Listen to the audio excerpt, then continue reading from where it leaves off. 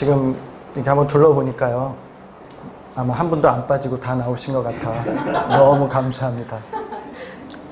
세상 사람들 같으면 지금쯤 아마 거실에서 TV를 보면서 쉬거나 아니면 골프장이나 산행을 하면서 그렇게 여가를 보내고 있으실 이 시간에 크고 시설 좋은 교회를 다 마다하시고 산 너머 물 건너 이 작은 공간 기쁨샘 교회에 예배를 드리러 나오신 여러분들을 보면 모르긴 몰라도 둘 중에 하나인 것 같다는 생각을 합니다.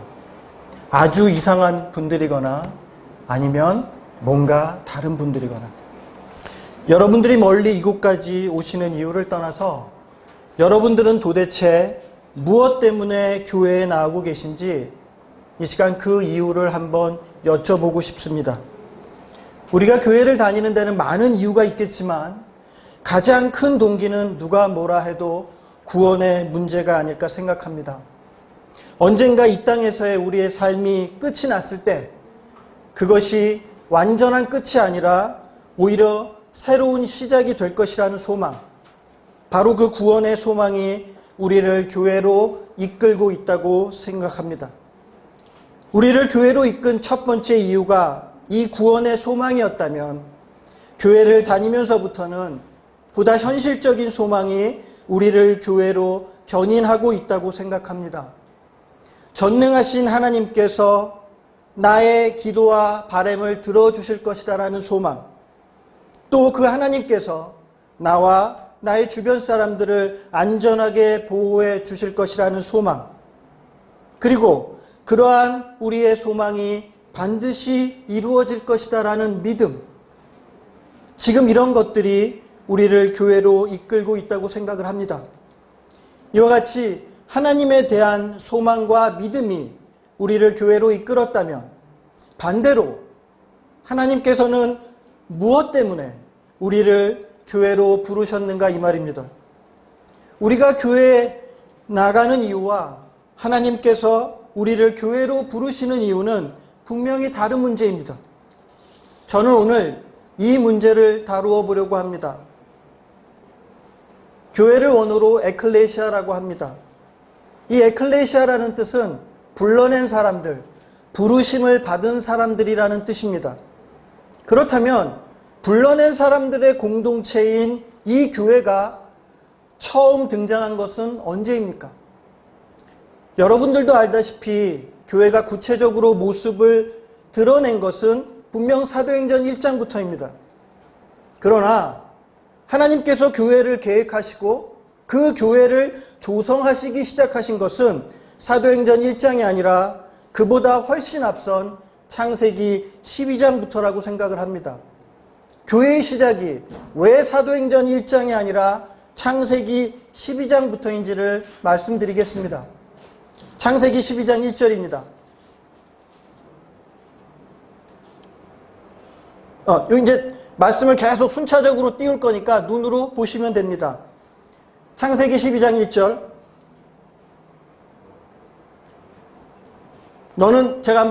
제가 여기 있는 걸 한번 읽어볼게요. 너는 너의 고향과 친척과 아버지의 집을 떠나 내가 내게 보여줄 땅으로 가라. 내가 너로 큰 민족을 이루고 내게 복을 주어 내 이름을 창대하게 하리니 너는 복이 될지라. 교회를 에클레시아, 불러낸 사람들의 공동체라고 하는데 성경에서 가장 먼저 불러냄을 받은 사람이 바로 아브라함입니다. 하나님께서는 갈대 우르에 살고 있던 아브라함을 처음으로 불러냈습니다. 우리가 아브라함 이야기를 생각하면 가장 먼저 떠오르는 단어가 복이라는 말입니다. 이 세상에서 복이라는 말을 싫어할 사람은 아무도 없을 겁니다. 심지어 여기 말씀이 다 안 떠 있는데 제가 한번 읽어 드릴게요.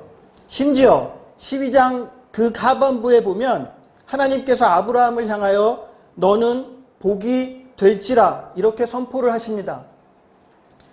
이것은 앞으로 아브라함이 인류가 받게 될 복의 출발점이 될 것이라는 예언의 선포입니다. 이처럼 아브라함 하면 떠오르는 것이 복인데, 그렇다면 우리는 여기서 아브라함이 받게 될 복의 실체가 무엇인지 알 필요가 있습니다. 12장에서 우리가 주목해야 될 부분은 사실 복이라는 단어가 아니라 복 바로 앞에 나오는 민족이라는 단어입니다. 여기에 우리가 찾는 답이 있습니다. 하나님께서 아브라함을 불러내신 것은 복에 대한 문제가 아니라 바로 이 민족에 대한 문제였기 때문입니다.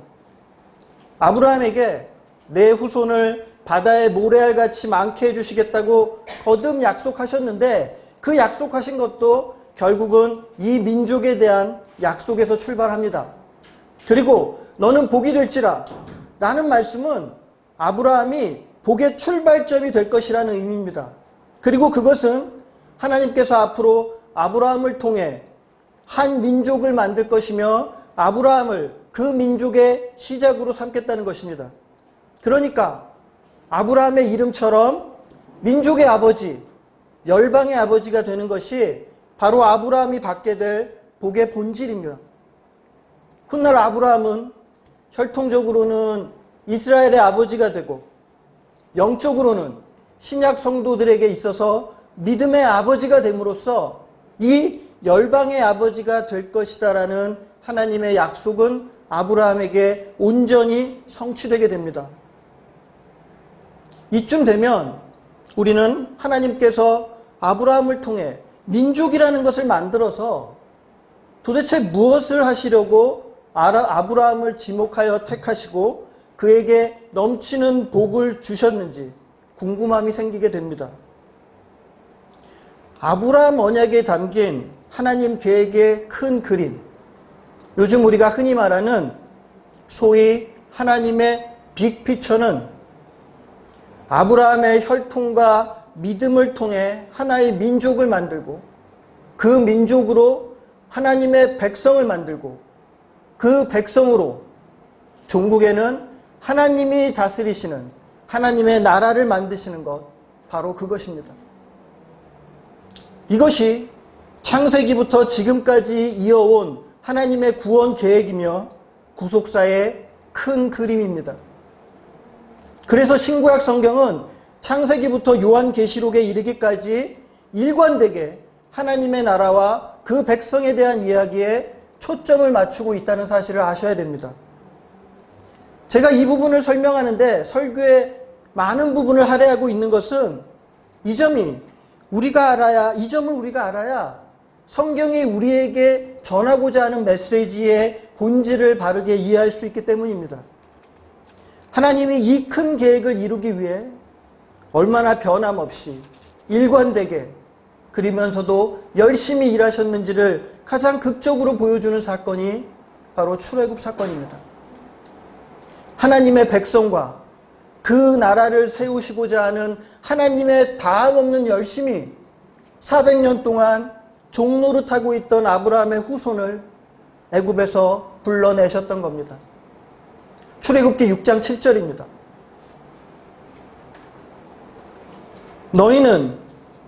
너희를 내 백성으로 삼고 나는 너희의 하나님이 되리니 나는 애굽 사람의 무거운 짐에서 너희를 빼낸 너희의 하나님 여호와인 줄 알리라.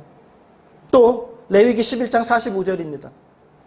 나는 너희의 하나님이 되려고 너희를 애굽 땅에서 인도하여 낸 여호와라. 내가 거룩하니 너희도 거룩할지어다. 그들은 하나님께서 친히 출애굽기 6장 7절에서처럼 빼내고 또 레위기 11장 45절에서처럼 인도하여 낸 에클레시아라 이 말입니다. 그리고 이러한 하나님의 열심이 출애굽 사건에 그치지 않고 바벨론의 포로로 끌려가서 70년 동안 그 포로 생활을 하고 있던 이스라엘을 또 한 번 극적으로 불러냈습니다. 예레미야 30장 22절에서 다시 이렇게 말씀하십니다. 너희는 내 백성이 되겠고 나는 너희들의 하나님이 되리라. 하나님께서만이 우리의 하나님이 되시고 우리가 곧 그의 백성이 되는 나라, 그런 나라를 세우시고자 하는 하나님의 계획이 아브라함으로부터 출애굽 사건, 바벨론 포로 해방에 이르기까지 한순간도 중단되지 않고 진행되어 왔습니다. 그리고 그 변함없는 하나님의 그 계획과 열심이 지금 저와 여러분들을 이 자리로, 이 교회로 부르셨다는 겁니다. 이 같은 사실을 믿으십니까?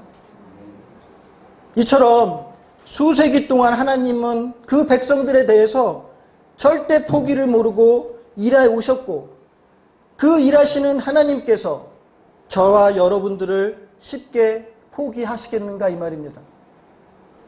예수 그리스도를 버리시면서까지 우리를 부르신 하나님께서 우리가 하나님을 좀 실망시켰다고 우리를 쉽게 버리시겠습니까?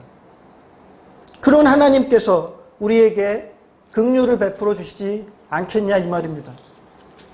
그런 일하심의 결과가 베드로전서 2장 9절의 말씀입니다. 한번 읽어보겠습니다. 이제 너희는 택하신 족속이요 왕같은 제사장이요 거룩한 나라요 그의 소유가 된 백성이니 이는 너희를 어두운 데서 불러내어 그의 비한 빛에 들어가게 하시니에 아름다운 덕을 선포하게 하려 하심이라. 전에는 백성이 아니더니 이제는 하나님의 백성이요 전에는 긍휼을 얻지 못하였더니 이제는 긍휼을 얻은 자니라. 여기서 한 가지 우리가 주목해야 될 사실이 있습니다. 이 베드로전서 2장 9절은 우리가 곧 거룩한 나라요 그의 소유가 된 백성이라고 말씀하고 있는데, 그것은 하나님의 나라와 하나님의 백성이 결코 다르지 않다는 겁니다. 백성이 없이 나라가 어떻게 세워질 수 있겠습니까? 백성이 없는데 그 나라가 무슨 의미가 있겠냐 이 말입니다. 그러니까 우리 한 사람 한 사람이 하나님의 백성이자 곧 하나님의 나라가 되는 것이고, 하나님 백성의 공동체인 이 기쁨샘 교회가 당연히 하나님의 나라가 된다 이 말입니다. 이런 맥락에서 여기 계신 한 분 한 분이 하나님의 백성이자 하나님 나라를 대표하는 대사로서 우리가 말과 행동을 잘못하면 교회의 영광은 물론이고 그것이 곧 하나님 나라의 영광을 가리우는 일이 된다 이 말입니다. 우리가 왜 세상에 소금이어야 되고 세상에 빛이어야 되는지 이제 아시겠 거라고 생각을 합니다. 지금까지 제 설교를 따라오시느라고 아마 힘드셨을 겁니다. 왜냐하면 이것을 제가 설명해 드려야, 이 개념을 알고 계셔야 나중에 앞으로 이 개념 위에 제가 더 씌울 메시지들의 의미를 이해하실 수 있기 때문에 그렇습니다. 사실은 이제부터가 제 설교의 핵심입니다. 그렇다면 하나님께서는 도대체 왜 아브라함으로부터 예수 그리스도에 이르기까지 수세기에 걸쳐 하나님의 백성을 만드시는 일에 그토록 특별한 열심을 보이셨는가 이 말입니다. 그 이유는 오직 한 가지입니다. 그것은 하나님의 선택한 백성들을 통해서 하나님의 뜻이 이 땅에 온전히 이루어지는 것입니다. 그래야만 이 땅에 하나님이 통치하시는 하나님의 나라가 세워질 수 있기 때문입니다. 그 목적 때문에, 하나님의 그 열망 때문에 창세 때부터 지금까지 하나님은 하나님의 뜻을 받들어 그것을 온전히 이행시켜 줄 하나님의 백성들을 부르시는 겁니다. 창세기에 아담의 이야기가 나옵니다. 아담에게 선악과를 먹지 말라고 하신 것도 그를 시험에 들게 하려고 하신 것이 아니라 선악과를 먹지 말라는 하나님의 그 뜻을 아담이 온전히 받들어 주기를 바라셨기 때문입니다. 하나님의 백성을 향한 하나님의 열망이 담긴 상징물이 바로 선악과라 이 말입니다. 아담이 선악과에 손을 대려고 할 때 그 순간 하나님은 아담이 이제라도 그 손을 멈춰주기를 얼마나 간절히 바라셨겠습니까? 마침내 아담이 선악과에 손을 댔을 때 하나님의 마음은 또한 얼마나 찢어질 듯 아프셨겠습니까? 우리는 아담의 타락만을 생각하지 사실 그 타락으로 인해 하나님의 마음이 얼마나 괴로우셨을까에 대해서는 생각하지 않습니다. 마찬가지로 우리가 죄의 유혹에 빠져 넘어지려고 할 때마다 하나님께서는 우리가 그 유혹에 지지 않고 잘 이겨주기를. 그래서 우리가 아담의 길로 들어서지 않고 그 길에서 벗어나기를 아마도 간절히 바라고 계시리라 믿습니다. 주가 가르쳐준 기도문을 한번 보겠습니다. 마태복음 6장 9절 10절인데 그러므로 너희는 이렇게 기도하라. 하늘에 계신 우리 아버지여 이름이 거룩히 여김을 받으시오며 나라가 임하시오며 뜻이 하늘에서 이루어진 것 같이 땅에서도 이루어지리다. 여기서도 나라가 등장합니다. 그리고 여기의 나라는 천상의 나라가 아니라 우리가 하나님의 뜻을 받들 때 이 땅에 세워지는 나라입니다. 주기도문을 통해 하나님께서 우리에게 던지시는 메시지가 무엇일까요? 하나님의 뜻이 이 땅에 이루어지도록 기도하는 것은 우리가 마땅히 해야 할 우리의 책무입니다. 그러나 그와 동시에 우리가 기도할 때마다 하나님의 뜻이 이 땅에 이루어지도록 그 하는 일에 우리 자신이 통로와 도구가 되어야 된다는 사실을 기억하라는 겁니다. 그리고 기도할 때마다 우리를 통해 성취되기 원하시는 하나님의 뜻이 무엇인지 그것을 날마다 묵상하고 기억하라는 겁니다. 그리고 오늘 본문은 우리가 기도할 때마다 기억하고 묵상해야 되는 하나님의 뜻이 무엇인지에 대한 그 답을 주고 있는 본문입니다. 한 율법사가 예수님을 시험하시려고 찾아와서 모든 율법 중에서 가장 중요한 계명이 무엇인지 말씀해 달라고 요청을 했습니다. 이 요청에 대해 예수님의 답변이 바로 오늘 제가 정한 본문입니다. 본문으로 한번 들어가서 다시 한번 제가 읽어봐 드리겠습니다. 내 마음을 다하고 목숨을 다하고 뜻을 다하여 주 너희 하나님을 사랑하라 하셨으니 이것이 크고 첫째 되는 계명이요 둘째도 그와 같으니 내 이웃을 제 자신과 같이 사랑하셨으니 이 두 계명이 온 율법과 선지자의 강령이니라. 두 계명이 온 율법과 선지자의 강령이라는 말은 율법의 모든 명령이 다 중요하지만 하나님을 사랑하고 이웃을 사랑하는 이 두 계명을 능가하는 하나님의 명령은 없다는 겁니다. 극단적으로 말하면 율법의 다른 많은 계명들은 이 두 계명을 잘 지키도록 돕기 위해 주어진 보조적 계명들이기 때문에 다른 계명들은 혹시 놓치더라도 우리가 하나님을 사랑하는 것과 이웃을 사랑하는 이 두 계명만큼은 결코 놓쳐서는 안 된다는 것입니다. 오늘 설교는 사실 시간 관계상 이 두 계명 중에 첫 번째 계명을 다루고 다음 시간에 두 번째 계명을 다룰 계획입니다. 첫 번째 계명에서 하나님께서 우리에게 마음을 다하고 목숨을 다하고 뜻을 다하여 하나님을 사랑하라고 말씀하고 계시는데 이 계명에 대한 우리의 솔직한 반응은 어떻습니까? 어떻게 마음을 다하고 뜻을 다하여 심지어 목숨을 다해 하나님을 사랑할 수 있지? 나같이 이기적인 인간이 목숨은 둘째치고 마음과 뜻을 다해 하나님을 사랑한다? 그게 가능해? 이건 이상적인 얘기지 결코 꼭 우리가 이렇게 살아야 된다고 주신 말씀은 아닐 거야. 혹 첫 번째 계명에 대한 우리의 반응이 이러지는 않습니까? 이 계명을 통해 하나님께서 우리에게 요구하시는 것이 과연 무엇이겠습니까?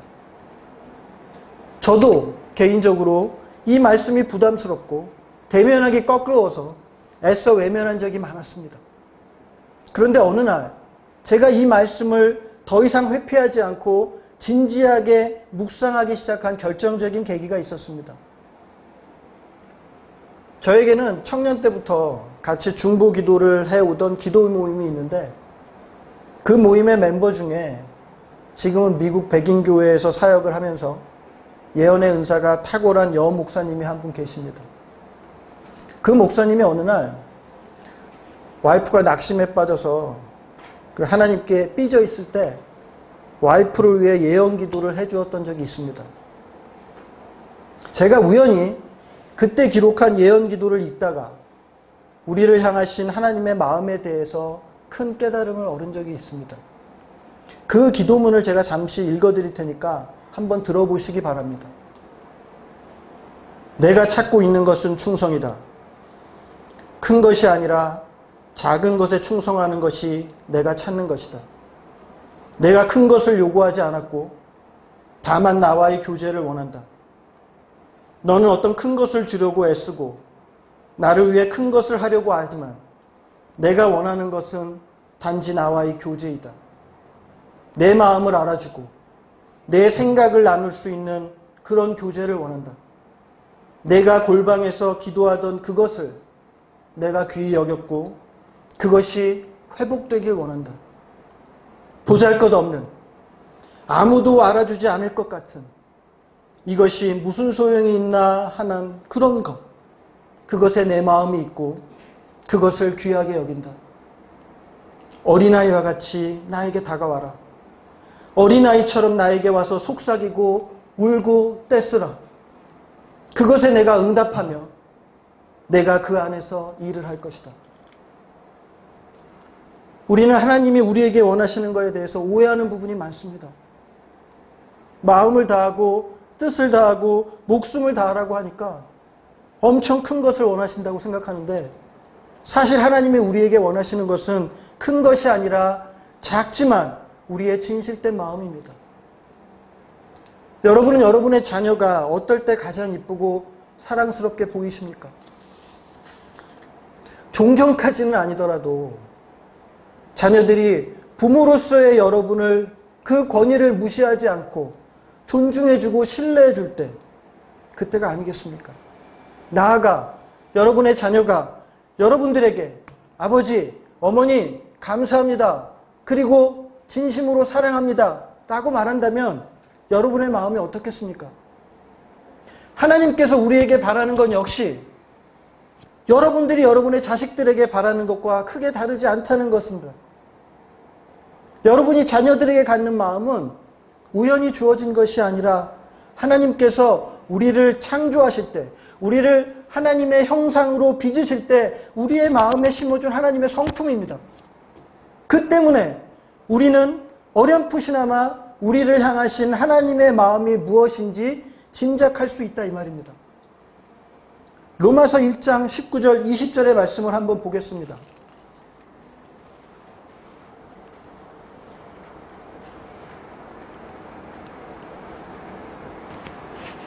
이겁니다. 하나님을 알만한 것이 그들 속에 보임이라. 하나님께서 이를 그들에게 보이셨느니라. 창세로부터 그의 보이지 아니하는 것들, 곧 그의 영원하신 능력과 신성이 그가 만드신 만물에 분명히 보여 알려졌으니 그러므로 그들이 핑계하지 못할지니라. 이렇게 우리의 심령 속에는 하나님의 성품이 새겨져 있기 때문에 하나님의 마음이 무엇인지 우리가 미처 몰랐다고 핑계치 못할 것이라 이 말입니다. 하나님께서 우리에게 원하시는 것은 대단한 것이 아닙니다. 아주 작은 것들입니다. 겨자씨 비유가 왜 은혜인지 아십니까? 하나님께서 우리의 연약함을 아시고 겨자씨처럼 아주 작은 것부터 그 작은 것에서 출발토록 하셨기 때문입니다. 처음부터 마음을 다하고 뜻을 다하고 목숨을 다해 사랑할 생각하지 말고 작은 것부터 시작하라는 의미입니다. 우리의 믿음은 겨자씨같이 아주 작은 것에서부터 출발해서 큰 믿음으로 자라가는 것이고 하나님에 대한 우리의 사랑도 작은 마음에서 시작해서 마음과 뜻과 목숨을 들릴 수 있는 큰 사랑으로 점점 자라가는 겁니다. 이것이 천국의 원리이고 영적인 원리입니다. 지금 우리의 육신의 나이는 꽤 어른인 것 같습니다. 그렇지만 우리의 신앙과 믿음의 나이는 하나님 보시기에 한없이 어린아이에 불과하다는 것을 아시기 바랍니다. 그렇기 때문에 우리가 하나님께 나아갈 때는 다윗처럼 우리의 나이나 체면이나 위선이나 외식 이런 외면들을 모두 다 벗어버리고 어린아이처럼 겸손하게 비록 작을지라도 진심을 다해 나아가야 한다 이 말입니다.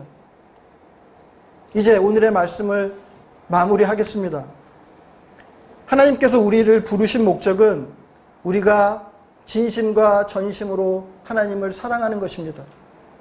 우리가 지금 당장은 마음을 다하고 뜻을 다하고 목숨을 다해 하나님을 사랑할 수는 없을지라도 우리의 마음의 수준이 자라가게 될 것을 믿고 작은 겨자씨 같이 매우 작은 우리의 마음을 그 하나님께 드리는 것입니다. 지금 이 시간 내가 하나님께 드릴 수 있는 겨자씨가 무엇인지 한번 생각해 보시기 바랍니다. 제가 다른 것은 몰라도 이것만큼은 하나님께 드리겠습니다라고 그렇게 적어도 한 가지의 헌신은 있어야지 않을까 생각하는 겁니다. 하나님께서는 아까 그 읽어드린 기도문 같이 진심으로 우리와 소통하고 교제하기를 원하십니다. 우리가 영이신 하나님과 교제하기를 수 있는 유일한 방법은 말씀과 기도뿐인데 우리가 얼마나 그런 자리에 나아가고 있는지 여쭤보고 싶습니다. 여러분 안에 작지만 겨자씨라도 드릴 마음의 각오가 있으시다면 하루에 최소한 바쁘시다는 핑계 뒤에 숨지 마시고 최소한 1시간이라도 하나님과의 대화를 위해 골방의 자리로 나가시길 바랍니다. 여러분들이 다른 사람의 눈을 의식하지 않고 어린아이처럼 하나님께 나아갈 수 있는 유일한 자리가 골방입니다. 이제 우리에게 주어진 사명은 겨자씨를 심는 겁니다. 우리가 그 씨를 충성되게 심기만 하면 뒷일은 성령님께서 책임져 주십니다. 성령님께서 반드시 그 씨가 자라서 그 나무에 새들이 곁들 수 있을 만큼의 수준까지 성장시켜 주시리라고 믿습니다. 결과는 성령님께 맡기고 일단 우리는 저와 여러분은 이 겨자씨를 심는 일부터 시작할 수 있게 되기를 바랍니다. 그 겨자씨를 심는 일조차도 우리가 만일 하지 않는다면 우리는 아마 하나님의 보좌 앞에 섰을 때 다 타버리고 없어질 그런 핑곗거리를 쌓고 있는 것인지도 모릅니다. 작은 것부터 아주 작은 것이라도 하나님께 결단하고 시작하는 이 아침이 되기를 소망합니다. 기도하겠습니다. 사랑의 주님, 한 번도 중단하거나 포기하지 않으시고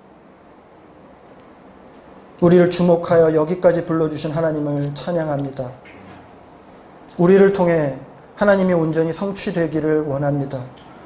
우리의 작은 기도가, 우리의 작은 마음의 묵상이 하나님 앞에 온전히 연락되기를 소망합니다.